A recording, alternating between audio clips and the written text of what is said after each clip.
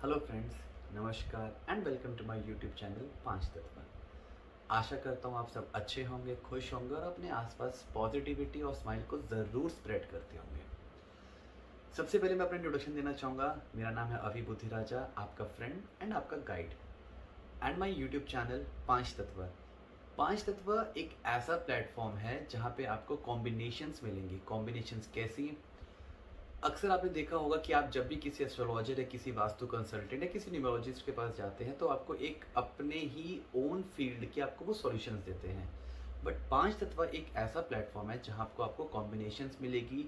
Example के तौर पे समझाता हूं, अगर आप वास्तु की केस स्टडी कर रहे हैं तो यहाँ पे आपको कुछ ऐसे टिप्स मिलेंगे कि वास्तु जब आप स्टडी कर रहे हैं तो आपको हम एस्ट्रोलॉजिकल पॉइंट ऑफ व्यू से उसकी रेमेडीज बता सकें।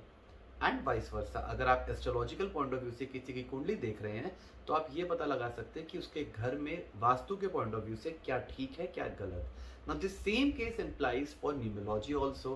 आप न्यूमरोलॉजी से एक जो हमारे पास कंसेप्ट होता है लोशो ग्रिड, लोशो ग्रिड से आप ये पता कर सकते हैं कि कौन सा नंबर उसकी उस लोशो ग्रिड में प्रेजेंट है या एब्सेंट है।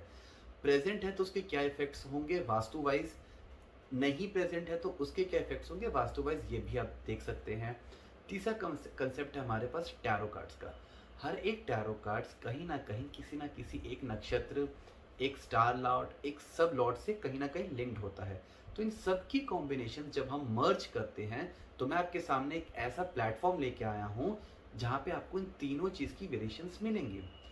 वीडियो स्टार्ट करने से पहले मैं आपसे रिक्वेस्ट करना चाहूँगा कि please like share and comment ज़रूर करिएगा ताकि आपको रेगुलर अपडेट्स मिलती रहे एंड बेल आइकन को प्रेस करना कभी ना भूलें। तो ठीक है, आज हम स्टार्ट करते हैं। आज हमारा पहला सेशन है न्यूमरोलॉजी के ऊपर। दोस्तों, न्यूमरोलॉजी एक ऐसी फील्ड है जहाँ पे आप अपने आसपास जब जब आप कोई स्पेसिफिक या रिपीटेड नंबर्स देखते हैं, कहीं ना कहीं उन हर एक नंबर्स का आपकी लाइफ पे एक इम्पैक्ट होता है।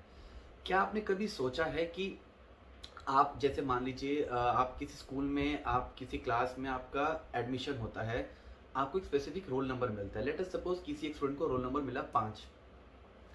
अब अगर कहीं वो उस और केसेस को इम्प्लाई करते हैं, जैसे मान लीजिए कि उसका जब एग्ज़ाम होता है या कुछ होता है तब भी उसको रोल नंबर 5 मिलता है, या फिर वो जिस व्हीकल से ट्रैवल करता है, भले वो स्कूल बस है या वैन है, उसमें भी कहीं ना कहीं नंबर 5 उसको ज़रूर दिखता है। तो बचपन से लेकर जिस भी उम्र में आप अभी ये वीडियो देख रहे हैं, इस वीडियो को आप इस तरीके से लिंक करिएगा कि आप पहले सोचिए कि क्या कुछ ऐसे नंबर्स हैं जो आपकी लाइफ में सॉरी बहुत बार आपको रिपीट हो रहे हैं या कहीं फ्लैश हो रहे हैं या आपका आमना सामना उस नंबर से हो रहा है। तो कहीं ना कहीं हर नंबर आपकी लाइफ में इम्पैक्ट डालता है, जैसे कि वो एक स्पेसिफिक नंबर भी आज तक डालता हुआ होगा। अब वो कैसे डालता है उसकी हम स्पेसिफिकेशंस पे चलते हैं।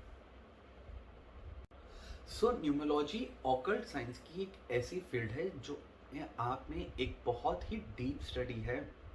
हर एक नंबर्स की अपनी कुछ कैरेक्टरिस्टिक्स होती है, कुछ बिहेवियर होते हैं, कुछ नेचर होते हैं। हर एक नंबर आपकी लाइफ पे क्या इम्पैक्ट डालता है वो हम न्यूमरोलॉजी से सीखेंगे।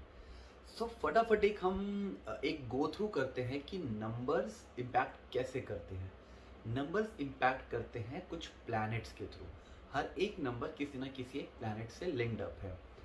एक केस स्टडी कर लेते हैं फटाफट ताकि आप सबको रिवाइज हो जाए। जो फ्रेशर्स हैं उनके लिए ये चीज़ एज अ फ्रेशर स्टडी रहेगी, जो एक्सपीरियंस है शायद उनको इसके बारे में अच्छे से पता होगा।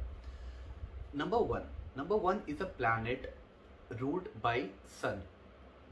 नंबर 2 एक ऐसा नंबर है जो रूल होता है by planet moon. 3 it is ruled by Jupiter. 4 Rahu. 5 Mercury. 6 Venus. 7 is Ketu. 8 is Saturn. 9 is Mars. अब आज हम स्टार्ट करेंगे प्लैनेट्स नंबर्स के हिसाब से उनकी कैरेक्टरिस्टिक्स क्या है, उनकी स्पेसिफिकेशंस क्या है। सबसे पहले आपको एक स्टोरी के बेस पे मैं आपको समझाना चाहूँगा। नंबर 1 जो मैं जैसे आपको पहले बताया is ruled by planet sun. So number 1 जैसे मैंने आपको बताया is ruled by planet sun. So मेरे टर्म्स में सन की एक अपनी डेफिनेशन है जिसको मैं लिंक करता हूँ न्यूमरोलॉजी से। वो डेफिनेशन है अ किंग। सो आप सन को डायरेक्टली लिंक कर सकते हैं किंग से। किंग की कैरेक्टरिस्टिक्स और नेचर, आप एक जनरल प्रिस्क्रिप्शन से आप क्या समझते हैं? किंग अपने आप में एक रूलर होता है, उसके पास अथॉरिटी होती है, उसके पास पावर होती है। सो ये तीन चीजें आपको उसके एक बेसिक कैरेक्टरिस्टिक्स नेचर में मिलेंगी। अब अगर हम आगे बात करें तो सन की और कैरेक्टरिस्टिक्स क्या होती है? एक किंग एक ऐसा पर्सन होता है जो किसी के अंडर काम नहीं कर सकता। So this is the fourth characteristics. आगे अगर हम बात करें, सन एक ऐसा प्लैनेट है जो दूसरों को देना जानता है, he is a good giver also. Next अगर हम बात करते हैं तो सन एक ऐसा प्लैनेट है जो दूसरों की सुनता भी है। फॉर एग्जाम्पल, एक किंग अपनी प्रजा की अगर बात नहीं सुनेगा तो वो एक अच्छा रूलर नहीं कहलाता, वो अच्छा एक किंग नहीं कहलाता। एक और कैरेक्टरिस्टिक्स की अगर बात करते हैं, king is a good decision maker. एक रूलर, एक किंग अगर किसी भी पॉइंट पे अगर उसको अपनी प्रजा और अपने राज्य को संभालना है तो उसको कुछ हार्ड डिसीजंस भी कभी कभी लेने पड़ते हैं ताकि वो अपने किंगडम को संभाल सके।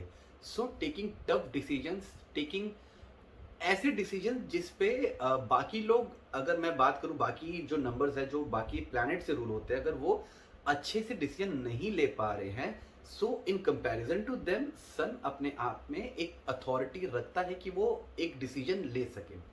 सेकंड हम बात करते हैं सन की और कैरेक्टरिस्टिक्स की। सन कभी भी किसी के नीचे काम नहीं कर सकता, वो अपने आप में एक बॉसी नेचर कैरी करते हैं। बॉसी नेचर क्यों कैरी करते हैं? क्योंकि अब आप एक एग्जाम्पल के नाते चलिए, एक किंगडम में, एक राज्य में एक राजा होता है, वजीर होता है, सैनिक होते हैं, प्रजा होती है, कुछ गार्ड्स होते हैं, सिक्योरिटी गार्ड्स, कुछ कीपर्स होते हैं, गेट कीपर जो नाइट ड्यूटीज देते हैं। अब क्या कभी आपने ऐसा सोचा है कि वो जो बाकी मध्यम के जो लोग हैं, क्या वो कभी किंग को, तो ये लोग कभी भी एक किंग एक रूलर को कमांड नहीं करते। ये पॉसिबल हो सकता है कि वो अपने सजेशन उनको दे सकते हैं, बट कमांडिंग पावर जो होती है, एक डिसीजन मेकर की जो पावर होती है, वो हमेशा सन के पास होती है। और कैरेक्टरिस्टिक्स की अगर बात करें, सन कभी कभी ओवर कॉन्फिडेंस भी रखता है।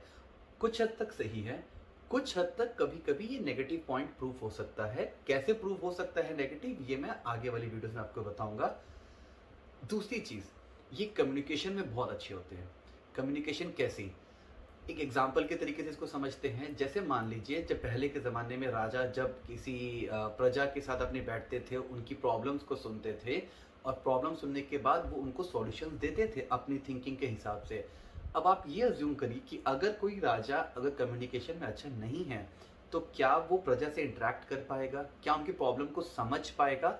समझने से हम ये भी ले सकते हैं कि ये दूसरों की बातें सुनते भी हैं, चलाएं अपनी, वो अपनी मर्जी के मालिक होते हैं, चलाएं अपनी, बट ये सुनते हैं।